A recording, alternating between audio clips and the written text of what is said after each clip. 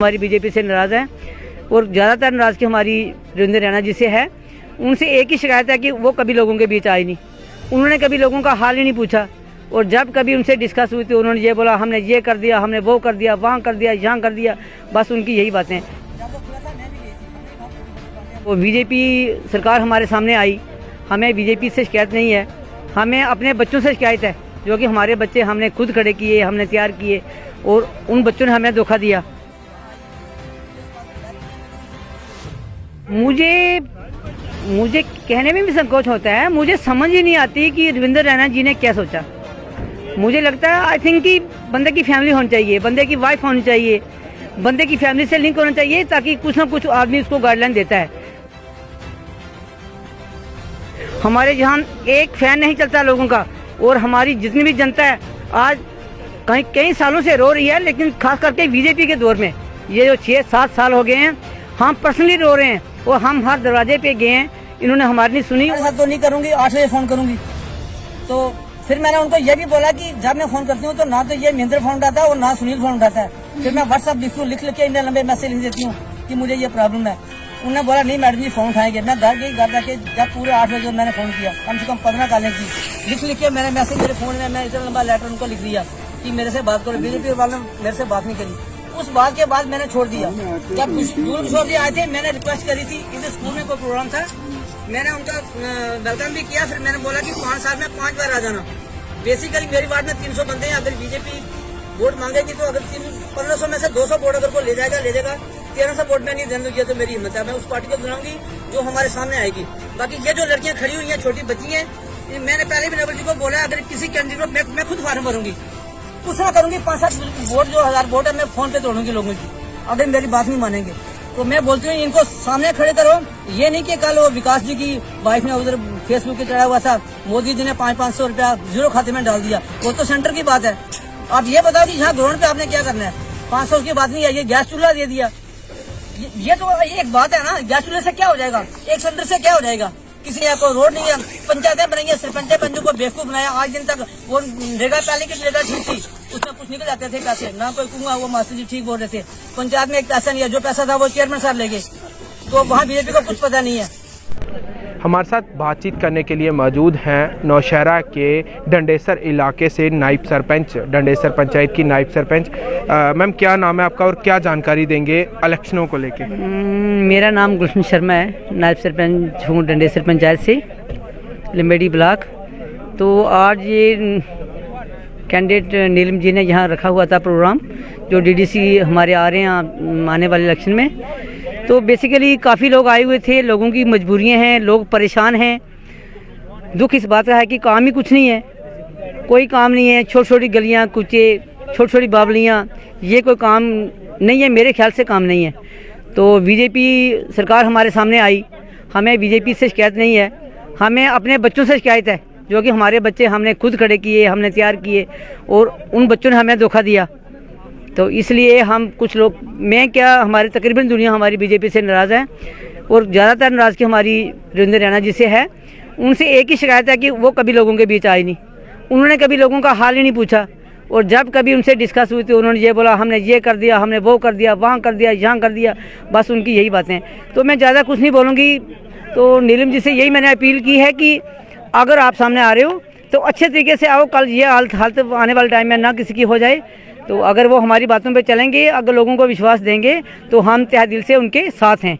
Ma'am अगर परिवारवाद की बात करें तो बीजेपी जो है वो हमेशा परिवारवाद की बात करती है, लेकिन इस इलेक्शन में बीजेपी की तरफ से और माननीय रविंद्र रैना जी की तरफ से उन्हीं की भाभी को मैदान में उतारा गया है, डीडीसी की टिकट दी है। क्या बात करेंगे इस पर? मुझे कहने में भी संकोच होता है, मुझे समझ ही नहीं आती कि रविंद्र रैना जी ने क्या सोचा। मुझे लगता है आई थिंक कि बंदे की फैमिली होनी चाहिए, बंदे की वाइफ होनी चाहिए, बंदे की फैमिली से लिंक होना चाहिए, ताकि कुछ ना कुछ आदमी उसको गाइडलाइन देता है। तो घर में परिवार की जरूरत होती है। मुझे लगता है कि रविंद्र रैना जी अकेले ही हैं और जो उनके दिमाग में आता है वही करते हैं। एक तरफ से उन्होंने अभी तक तो अपनी लाइफ के बारे में सोचा ही नहीं है, अपने फ्यूचर के बारे में कल क्या करना है, पैसों से कुछ नहीं होता, परिवार की जरूरत होती है।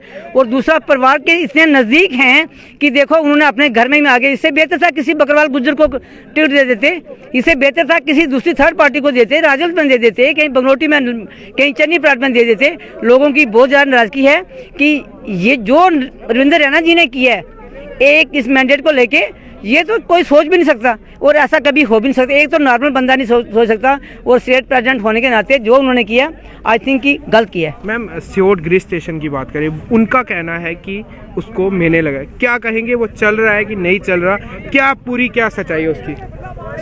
सर ऐसा है कि कल अपने संगीता शर्मा जी वहाँ कुछ ही बोल रहे थे, मैंने देखा, उन्होंने ये कहा कि मोदी जी ने काम किए, बहुत अच्छा, मोदी जी ने बहुत काम किए। मोदी जी की तो बात ही नहीं है, कोई सेंटर की तो कोई बात ही नहीं है। ये ग्राउंड के इलेक्शन है, यहाँ हमें, मुझे तो ये भी नहीं अच्छा लगता कि यहाँ कोई बीजेपी का बड़ा लीडर आए, यहाँ कोई जुगल किशोर जी आए, यहाँ कोई रविंद्र रैना जी आए, यहाँ कोई दिल्ली सरकार से कोई आ जाए। मैं चाहती हूँ कि हम जैसे लोग जो हमारे से भी लोग हैं, जो मिडिल क्लास के लोग हैं, वो लोग हम इकट्ठे मिलकर चलें और अपने इलेक्शन को सक्सेस करें। और मुझे ये बिल्कुल अच्छा नहीं लगता जब छोटे छोटे इलेक्शन के लिए बीजेपी पार्टी के बड़े बड़े नेता आके बैठ जाते हैं। मुझे लगता है कि वो इस बात में अपनी शर्म क्यों नहीं समझते कि हम छोटे से इलेक्शन में जा रहे हैं।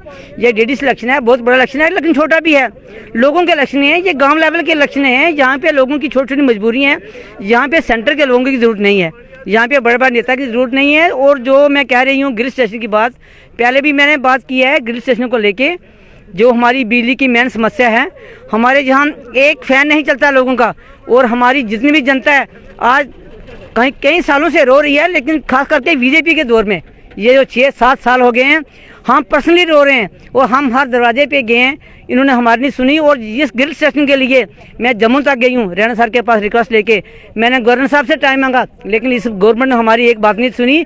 ग्रिल स्टेशन बना दिया, तैयार हो गया, पर सुंदरबन को दे दिया, यहाँ कोई बोलने वाला था, यहाँ से इनको कोई बेनिफिट था, हमारे इस एरिया में इन्होंने आज तक इसको कनेक्शन नहीं दिया। हाँ, बेसिकली बीजेपी पार्टी के साथ इस बात को लेके, ग्रिल स्टेशन को लेके अति नाराज हैं।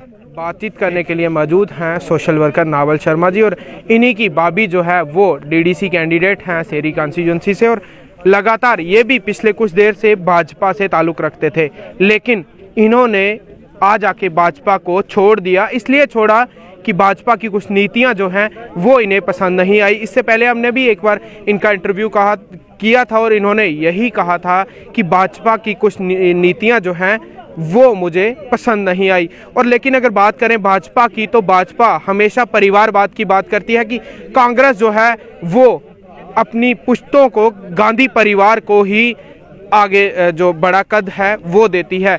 लेकिन अगर भाजपा की बात करें तो भाजपा के प्रदेश अध्यक्ष रविंद्र रैना जी, उन्होंने अपनी भाभी को यहाँ से टिकट दिया है।